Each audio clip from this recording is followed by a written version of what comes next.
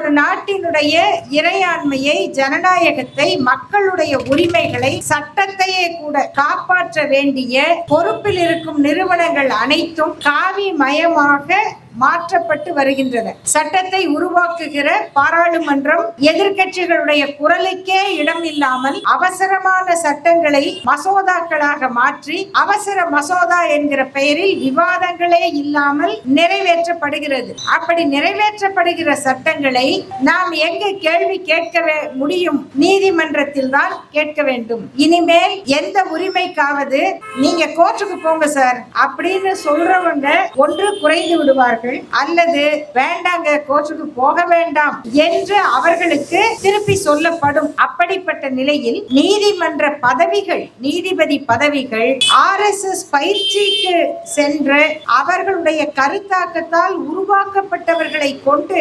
நிரப்பப்படுகின்றன. அதை தவிர income tax, ID, இடி, CBI இது எல்லாமே சிறப்பு புலனாய்வு குழுக்கள் அனைத்துமே ஒன்றியத்தில் ஆட்சியில் இருக்கக்கூடிய பிஜேபியினுடைய அதிகாரத்திற்கு கட்டுப்பட்ட அமைப்புகளாக மாறுகின்றன. இது நமக்கு வெளிப்படையாக தெரிந்த அன்றாடம் செய்தித்தாளில் பார்க்கக்கூடிய ஒரு உண்மை.